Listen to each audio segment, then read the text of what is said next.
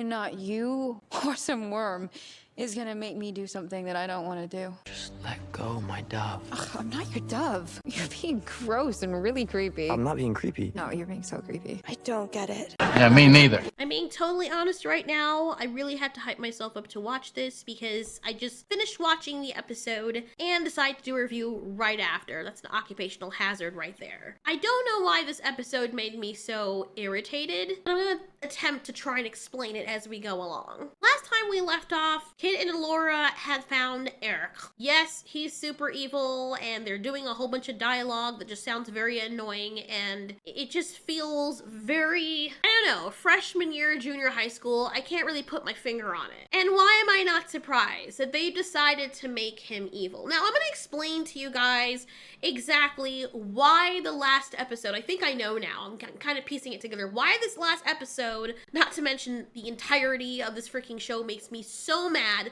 and why the way they ended it is so ridiculous, undeserved, unfulfilling. I mean, the whole show is anyway, so who am I kidding? But it's what they did with Airk, and it's what they did with Watermelon Head. But I see now we needed this time apart. Elora. So Kit asked her brother, "Oh my god, you're one of theirs now? How could you do this? You know, they need Bavmorda's blood to raise the worm thing." And apparently the reason why Airk was weak enough to fall for the Bavmorda trick is because he's gullible. They literally say this. Hey, can't you just like, you know, flick your wrist and turn these guys into mincemeat or something? Oh yeah, the old mystery spell.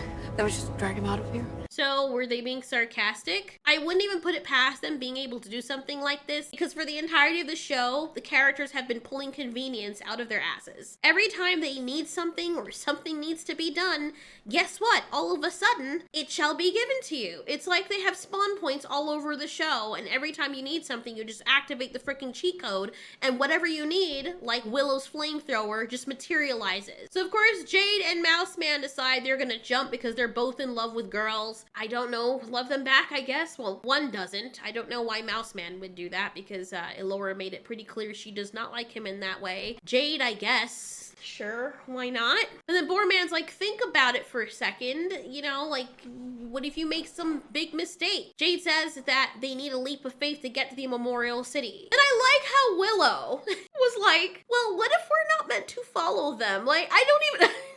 He just looks so tired. I don't know if that's the way his character is intended to look for the entirety of the freaking show, but he looks tired all the time. Like he doesn't want to be there with them. Like he is just waiting and counting down the hours till he can stop doing the show. He then says that Kit is Elora's protector, and this now becomes the whole purpose for Watermelon Head being in the show. All of a sudden, she's her protector. I don't even understand. I mean, it was Willow who was supposed to be Elora's protector, as he was in the first movie. Madmartigan helped him, but that's because Willow took the quest. Now, all of a sudden, Kit, it's just contrived all of a sudden that just Kit is her purpose is she is the chosen one to guard Elora and to protect her with her life. She's not even a good fighter. I don't even understand. It would have made more sense for freaking Jade, the freckle-faced girl, to be the protector because she's the better fighter. She's the one that has the story about being a knight and whatnot. Kit is literally a useless character in Willow, and I don't know why all of a sudden in the last episode, I'm guessing this is the finale. I swear to God, I hope it is. But I don't know why all of a sudden she is the one now that is responsible for protecting Elora. It's like these writers are making it up as they go along. So what's his face? Willow. I don't know why I keep forgetting his name. Maybe it's because he's not even really important anymore. It's like, I'm so proud of you because you're gonna become a great sorcerer and you're gonna become an even better man. And it's almost like Willow is saying a eulogy to himself. Like the writers are like, we don't want you anymore, Willow. The show's called you, but we had to like use your name to get people in. So yeah, now we're gonna have this freaking tool who is half of a man or a human being, and we're gonna just give him sorcerer powers halfway through the show for no reason, apparently. And he's gonna fall head over heels with the main character, but he's gonna be like totally submissive to her to the point where it's nauseating.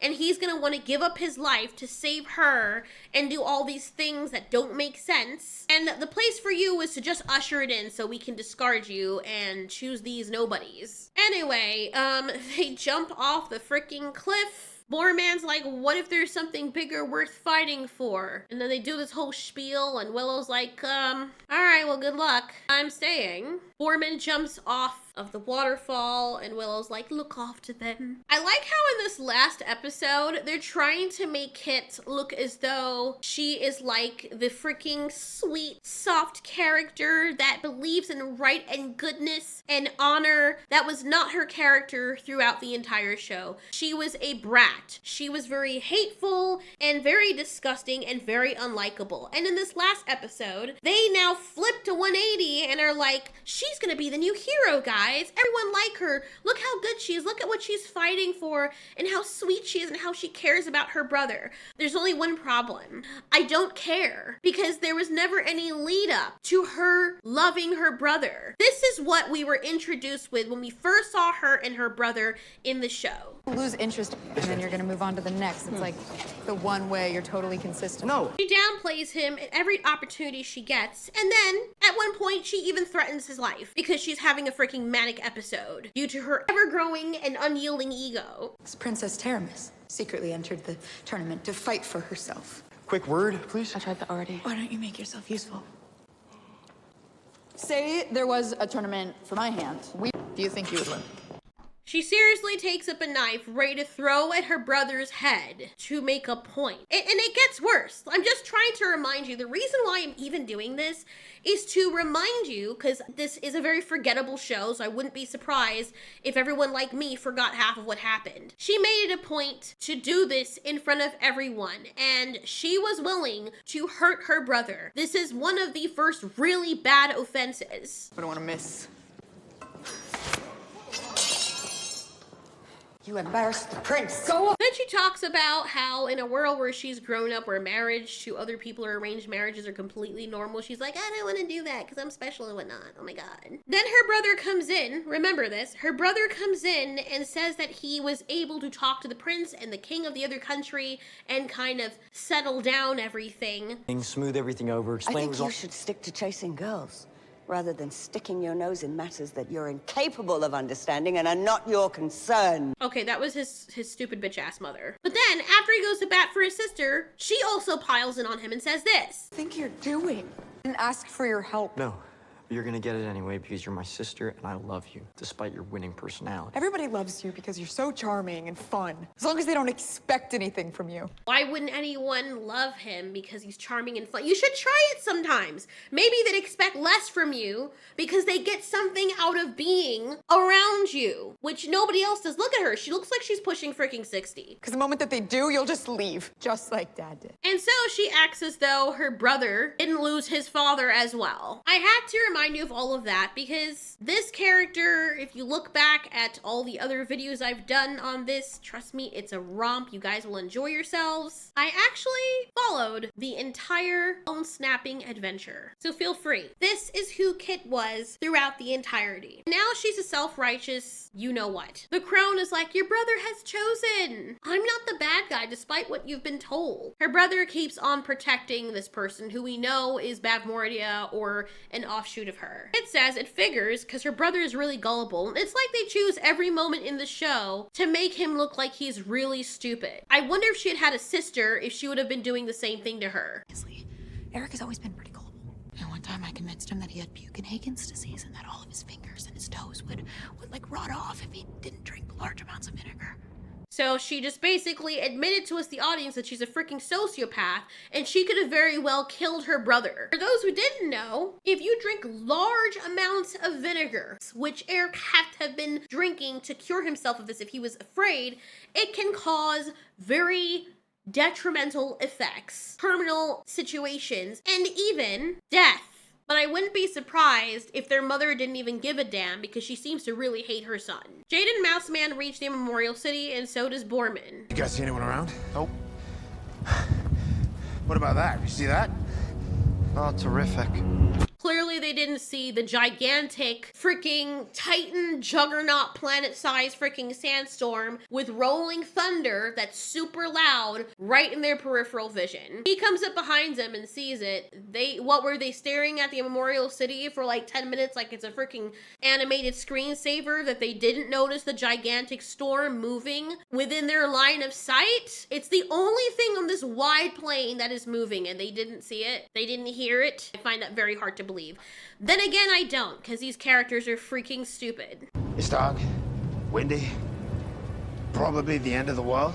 I guess what I'm saying is, if either of you two want to make out right now real quick, I'd be up for it. Are you serious right now? So let me get this straight real quick. This is the last episode, and Boorman has been known to be a womanizer throughout the entire show. But in episode 8, right at the very end, I guess the writers had to be like, you know what? We should make him bi. That will make people like him better, right? Interesting. That just came out of left field, and I guess it's supposed to be funny.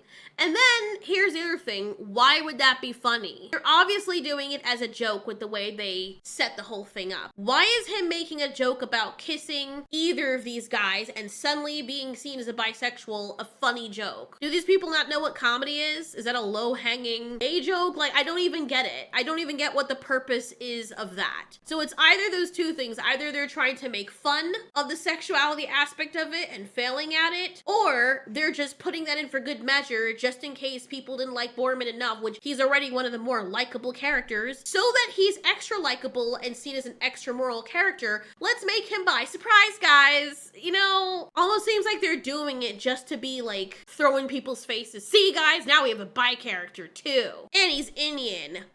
How are we doing? We're totally not racist, right? Or homophobic. Wow. That whole thing just annoys me when people do that. It felt so freaking forced and out of place.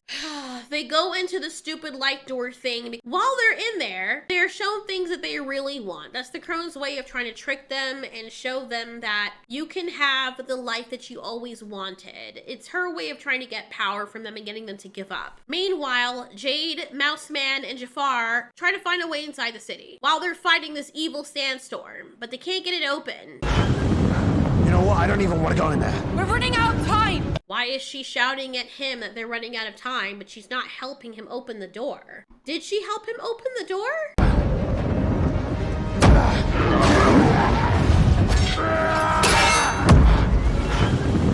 You know what? I don't even want to go in there. We're running out of time! Why are you not helping him open the door? What are they doing? Oh my god, the show is so annoying. It's so annoying. Holy snail fucking fart. Why is Mouseman and bitch woman not helping him try to slam the door open? It's a massively heavy door. Chances are they would not be able to get it open that way. But you'd think that having 3 people push on the fucking door would be easier than having one person doing it. Is he a fucking beast of burden? Why is it they're always using him to do the heavy lifting and they feel like when he's doing it, they don't have to help? You have a whole other ass man there, or half of one, who could help. And then the thing that makes it even better is that they remember last minute, oh, by the way, aren't you a sorcerer? And the way they do it, it's like they also, like the writers themselves just remembered that one of their characters can do magic. It is so goddamn irritating. The writing, what is going on? Like, seriously, I'm being real right now. What is actually happening to writers? Did the whole of them go on strike and they just hired temps? I don't understand. I got it! Wait! Do magic! Right, I'm a sorcerer. Did he really? And then oh my god, I'm so done. Did he really just say, right, oh yeah, I'm the sorcerer. Oh my god, I swear, it's like they do this on purpose to drive people insane. They want us to be as crazy as they are, I swear to god. Aquar Saporium Dantu. Aquar Saporium Dantu. How's it going? Try it, it's strong magic. Try harder! Are you kidding me? Are you kidding me? What is, oh my god, oh my god, oh my god. god, I want to rip my eyelashes out. Oh my god. No, you cannot watch this. No, I need alcohol. This is too bad. This is real, and I don't even drink like that. This is horrible. He's doing the magic, and it keeps interrupting him when you were... You were on the journey when Willow was trying to teach Elora how to do magic, and he makes it a point, hey, concentrate on what you're doing. Focus. You're around him. You see how he trains Elora, all the stuff off screen for convenience and what now. Now this guy all of a sudden's a sorcerer, which is something also they pulled out of their ass halfway through the season. Like, he has this evil in him, but was it the magic that made him evil and kill his brother? I still don't know. Maybe I missed it, but from what I know, let me calm down. So, he's trying to do a spell and open the Nazi door, and you are interrupting him every 5 seconds, like you're in a fucking video game. And while he's doing this... I win. Try it, it's strong magic. Try harder. What are they doing? Is she doing magic? Is her staring at the fucking storm gonna make it go slower? What are we doing? What are we doing? Why is this fucking red-haired jawbone even a part of this freaking show? Why is Kit a part? Like, if they had taken these two people out, it would have been fine. They are so good at making the hero characters so unlikable. You know what the writers should do? They're in the wrong field of business. They should write villains, because all their heroes are villains. It's at the point where you're actually rooting for the freaking villains to kill them all. Look at her dumbass. Oh my god, I can't. This is so unfair. Anyway, let's skip past a good portion of this because I feel like I'm going to die. Anyway, Boorman turns into freaking stone. He's like, I'm turning to stone, guys. Oh no. What basically happens is in this dream sequence, Sorsha, which we know is not really Sorsha, not really Kit's mom, is telling her daughter that, you know, other people have rules and obligations to tie them down, but you're not built like that, so I should have let you be free. I swear to freaking God, that's what she says. It's probably what freaking dumbass Watermelon Head wants to hear, because that's the way that they get to change. Elora is seduced by who we know is not really Airk. He's being controlled or influenced by the stupid crone. And he's like, what if something can change so you were never Elora Dan and you can have a normal life and get married like you always wanted? And she's like, that can't happen. And he's like, yes, it can. The worm can make it happen. He can do it. Of course, it's a he. All you gotta do is drink the pus milk. Then freaking Watermelon Head hears her father talking in her head. It's like, you gotta help me protect Elora. That is your purpose, to protect her. Where the fuck did that come from? She's not worthy of protecting anyone. Up until a few episodes ago, she wasn't even a good enough fighter to protect herself. Now all of a sudden she's gonna be the knight or the personal protector of the person who needs the most protection, or doesn't need the most protection because now she's the most powerful sorcerer. I don't know. So the crone figures out that Kit knows, and she's like, such a shame. I could have had both of the grandkids. If only they could do the same for you, dear. I don't know why that part was so funny to me. It's just hilarious. My spirit feels like it's leaving my body right now. So there's a marriage and all Elora's friends are there, but you can tell they're not themselves. So the stupid ugly woman is like, oh, well, we can cure this diseased world of its affliction and be joined forever in this light, all culty-like. Then Airk does exactly the same things he used to do and talks exactly the same way he used to talk to her. And all of a sudden, she thinks he's creepy. And all of you. What is with the effects on this movie? No, I haven't. And not you or them or some worm is gonna make me do something that I don't want to do. Just let go, my dove. Ugh, I'm not your dove. You're being gross and really creepy. Seems like she was only into him when she knew that he was into a whole bunch of other women. The minute he's like, I love you, my dove. Now she thinks he's being creepy. But I bet you if he went back to being Airk, the womanizer, she'd be head over heels with him. The whole reason she fell in love with him in the first place is because he's a prince and he slept with a lot of women. Now all of a sudden, he's all into her and she's no longer into him. I know there's a part of it that's the monster that's influencing him and whatnot, but let's be honest, he's not saying anything any differently than he was when he was trying to get into her pants. And she was still into him being sweet on her when he was still talking to other girls that he wasn't even interested in. She just got mad because she saw him talking to complete strangers when they're not even really in a, what's it called, like a real relationship. If anything, this whole girl is a walking red flag. Who are you that you would choose pain over pleasure? She's Elora Dannon, last blood of Chimeria, future Empress, High Priestess, Semprum Sorceress of the... Oh, shut up. Vornhack! Shut up! Ludinora! Are we supposed to feel good that this is happening when there were so many different occurrences where Willow could have done this and saved his friends? By the way, his best friend also that chose to die because he didn't want to be a part of the show anymore, Willow could have saved him with his imaginary flamethrower. He could have saved him with his magic, but he chose to let him die. And then we never hear about him ever again. I find that so funny. Like, just looking back at these freaking episodes, that's how I remember that Willow had a friend with him initially that stayed with him and was loyal to him. They were best friends or whatever the hell they were. And we just never hear of him ever again. I don't know what it is with the characters in the show. When someone dies, they pretend that person no longer exists.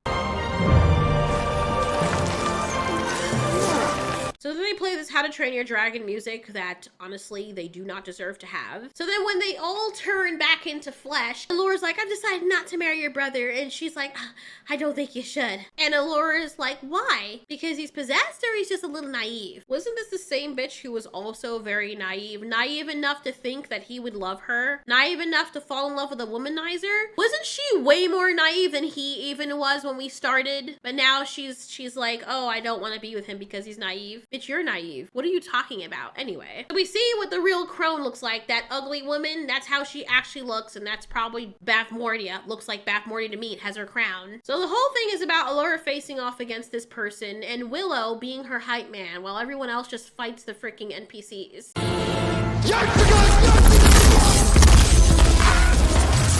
I feel like Mouseman is the more redeemable character that we actually want to follow than all the other characters combined. Can't have him being too strong, because the reason he has to do things is because he loves Elora so much. That's what you're missing? Passion. I genuinely felt how badly he wanted to hurt me. Then the Crone, Bavmorda, whatever this thing is, breaks Shalindra's wand. And we know that Elora's gonna end up using magic. She doesn't need the wand. And then she's like, you know what? Skadoosh. And Elora's like, oh no, what have you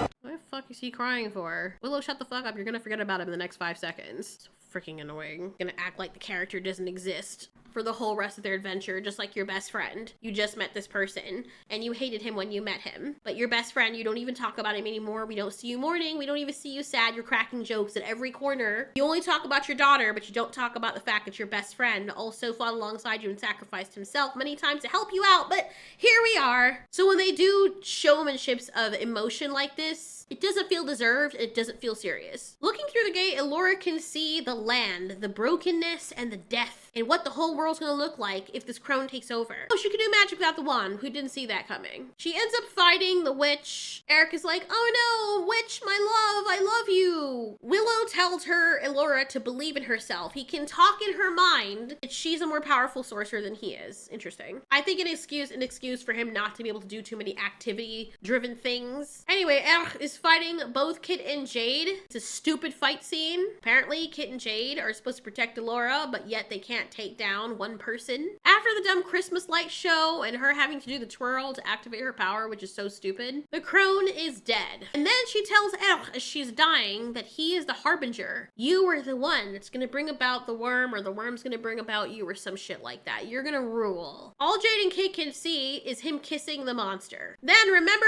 the freaking, what's it called? The Horde of Asgard? Not Asgard. I don't know what it's called. The freaking thing that Jafar always wants to have. And he's like, it doesn't work for me. They decide that, oh no, you know what? We're not worthy. It belongs to you, Kit. It's gonna work for you. He actually gives it to her and tells her that. Why? I don't know. They just made this all up in the last episode. It doesn't work.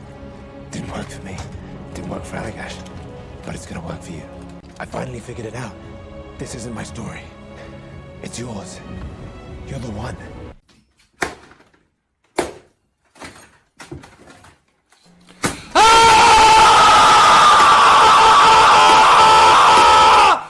Fucking whores! You fucking whores! Right. Of course she's the one. Of course she's the one. Oh my God, whatever was the clue?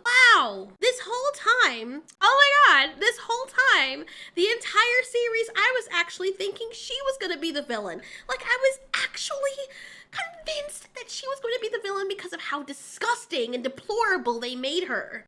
But in the last episode, you know, they decide, you know what, the nice character that we actually like, the nicer twin or sister, brother or whatever, yeah, he's the villain now. She is all of a sudden the chosen one because why not? You know what I'm saying? Why not? This useless gingerbread character is all of a sudden the one that this very important Arthur sword item will work for. When she has not earned it, why wouldn't it work for Boorman? This person has sacrificed himself over and over and over again. He does the heavy lifting. He does all the saving. Like, I just don't even understand where Kit came from. It feels so undeserved, so unexpected. Is the show made for her? Is she the person who's benefiting from nepotism? Kind of seems like it. Anyway, goodness gracious, the cringe in this freaking show. You're my brother! I'm your king! Okay, this conversation is over. Technically, he would become her king if they were back in the castle because he's the son, but whatever. I don't know why Jade is getting offended by this because it's who she'd have to serve. Ugh.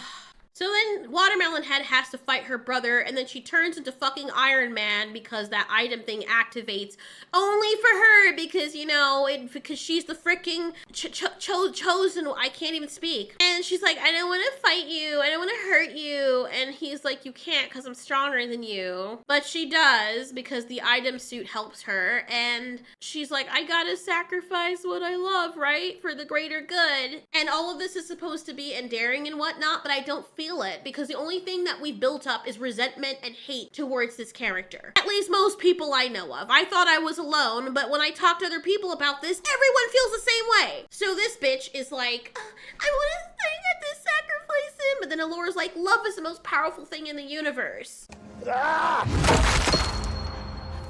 Why did his scream sound like one of those memes? Anyway, I shit you not. He breaks his freaking magic stone and is like, here, take it. Talk to him and he'll follow the light. Where did that come from? I don't know. All of a sudden, the kryptonite in your wand is some kind of thing to help you talk to people, I guess. Maybe it's...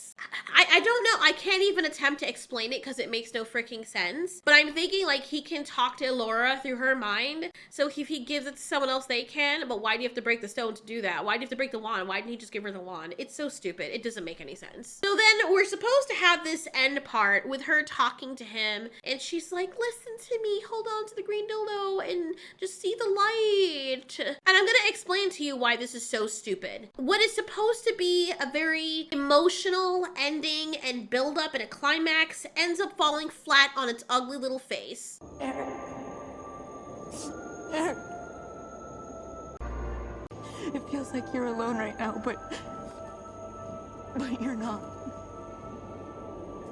Why are we getting montages of them lying together and being super close and loving each other when they did not build that up at all throughout the entire show? Not once did we see. Was there a prequel to this I didn't know of? Aside from the movie Willow, we didn't see any of this. They're making it seem like these are shots that we're supposed to have remembered. Not once did I ever see any ounce of love or respect from this bitch towards her brother. She tried to kill him with a knife because she was angry that she was going to have to do the same thing everybody else in that kingdom had to do when they got to a certain age, which is marry off to someone for the peace of the realm. And now we're getting all this montage of foolery. Why are we supposed to feel something when you did not give us this? You did not construct the characters in a way we would like them. You made Kit hateable, and we don't know anything about Airk. He's kind of sort of likable, but between them, I didn't feel like they were really brother and sister. And the only sibling stuff I felt was rivalry and Kit hating him or acting like it. Now you expect us to cry and be like, oh my God, it's so sweet. Look at all the memories they have sparring together. We didn't see any of this.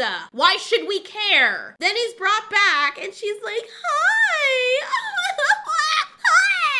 Why does it matter? This is supposed to be something that we would be crying along the character with. But number one, the character's the character's an asshole. Number two, their relationship wasn't built up. For God's sakes. For the entire show, Airk wasn't even with her. He got kidnapped like a princess and carried away somewhere else. There was no budding relationship or chemistry that we saw between the two. So what even is this? Jafar comes out after beating everyone because he was like distracting all the bad guys. He's like, I want my mummy. He gives her Elora, what's his name? Mouseman. The guy that likes her, gives her his freaking lipstick wand, and he's like, there you go. And she feels super sad. But then everyone goes right into laughing and talking, and nobody even holds a ceremony for their fallen comrade. He was all of your friends. Nobody, not even Willow. You'd think Willow, who was the oldest person there, would be like, guys, let's take a moment and honor Graydon, the Mouseman. That's his name. Let's take a moment and honor him. Everyone just acts like that didn't happen. We always figure something out. You know, you're really gonna have to prove it, though, if you want to adventure with us. We don't mess about.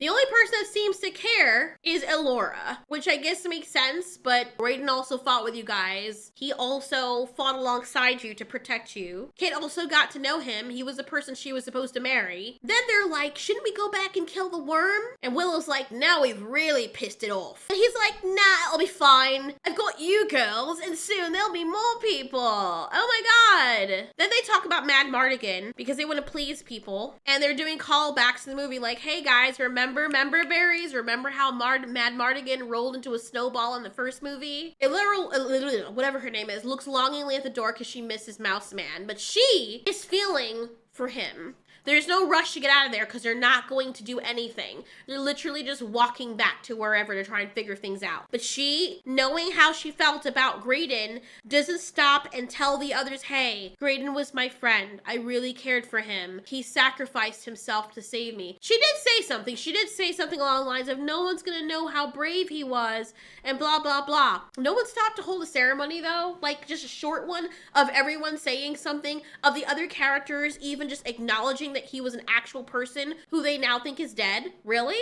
Weird. Then we see that Graydon's not dead. He's lying in a body of soldiers. Then he sees Elora Dana with her hair cut. And she's like, I'm gonna need a strong sorcerer by my side. And then there's an army and we see the dragon from the first movie and all these freaking Men in Black looking aliens behind her. And he's like, oh, look at that. And apparently she's using this form to try and trick him because he loves Elora. But I don't know why this would work because every other trick that tricked his friends, not his friends, because let's be honest, they're not his friends. Every other trick that they fell for, he didn't. He was the one who saw through all of it. But yet, he's gonna fall for this? Really?